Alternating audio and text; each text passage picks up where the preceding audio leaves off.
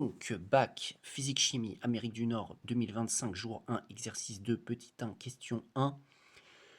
Donc, on est dans un exercice où on a visiblement voilà, une entrée dans un échangeur routier et c'est composé d'une figure géométrique qui s'appelle un clotoïde qui se termine ensuite par un arc de cercle et qui commence par une ligne droite.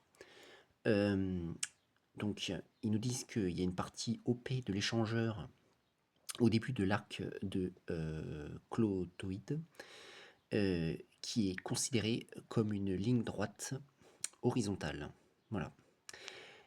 Ils nous disent d'autres informations, bien sûr, dans cet exercice, mais j'ai mis la chose importante. Et il y a également un graphique qui nous donne l'accélération en fonction du temps d'un véhicule, donc figure 2, évolution de l'accélération sur un raccordement routier, donc le raccordement routier dont on nous parle, qui est composé d'un clotoïde suivi d'un arc de cercle, et qui commence par une ligne droite. Voilà. Et donc, dans la question 1, on nous dit déterminer la valeur de l'accélération du véhicule sur la portion OP et caractériser le mouvement du véhicule. Voilà. Donc ici, on avait aussi également un dessin avec OP, avec le segment OP, mais bon, ici, c'est pas forcément tellement utile, mais pour se rendre compte de la situation, c'est quand même important. Voilà, donc du coup, la première partie de cet échangeur est considérée comme une ligne droite. Voilà, donc ça c'est important. Donc on va regarder au niveau de ce graphique la partie ligne droite et l'accélération en question, dont il faut trouver la valeur. Et on voit que donc il est représenté sur ce graphique une droite horizontale de l'accélération en fonction du temps qui est sur l'axe des abscisses. Donc on peut, ce qui signifie que la valeur de l'accélération est égale à 0, on est bien d'accord, elle est égale à 0 pendant toute cette durée de ligne droite. Bon, il y a quand même un certain problème dans cet exercice, c'est que ils nous disent que OP, c'est le début de l'arc du clotoïde. Donc, pour moi, la représentation graphique de l'arc du clotoïde, où est-ce qu'elle est? C'est ici. Enfin, de l'accélération en fonction du temps sur l'arc du clotoïde, c'est ici. Donc, on devrait regarder ici le début de l'arc de clotoïde. Et là, on voit que l'accélération, elle augmente. Mais bon, on va quand même rester là, dans cette situation, on ne pourrait pas déterminer l'accélération, on pourrait pas trouver une valeur d'accélération. Là, il nous demande de déterminer la valeur de l'accélération. Ici, on ne pourrait pas puisqu'on n'a pas de valeur en fait sur ce graphique. C'est vraiment un graphique qui est en quelque sorte qualitatif. Ici, la seule option que l'on a en quelque sorte, c'est de bien considérer que on est sur la partie ligne droite du clotoïde. Ici, ils auraient dit portion en ligne droite du clotoïde. Comme ça, ça aurait été bien clair que ici, que on avait bien que c'était bien la partie dont il parlait de la partie OP, où il y avait une accélération qui sera donc constante et nulle. L'accélération est nulle. C'est-à-dire qu'on n'accélère pas.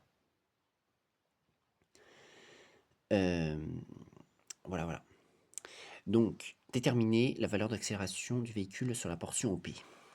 Donc, on va dire la portion OP est considérée comme une ligne droite en début d'arc de clotoïde. Voilà. Or, d'après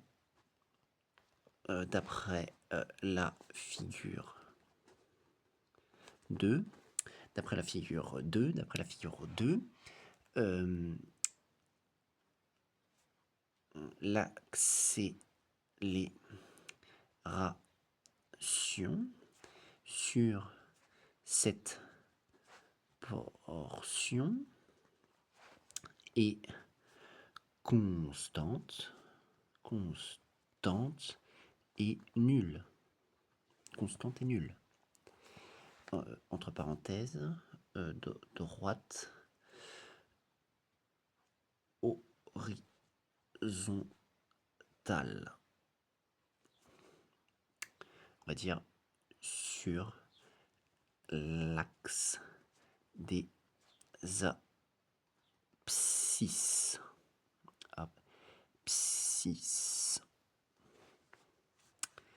Sur l'axe des abscisses.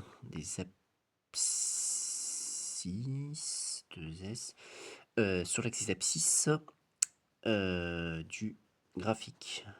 Voilà, graphique. Donc, on est tous d'accord que l'accélération est nulle. L'accélération est nulle, constante sur la première partie OP. Voilà. Voilà. L'accélération de cette portion est constante et nulle. Donc, on a déterminé sa valeur. Maintenant, deuxième partie de la question. Caractériser le mouvement du véhicule. Donc, qu'est-ce que ça veut dire caractériser le mouvement d'un système? Ça veut dire, globalement, indiquer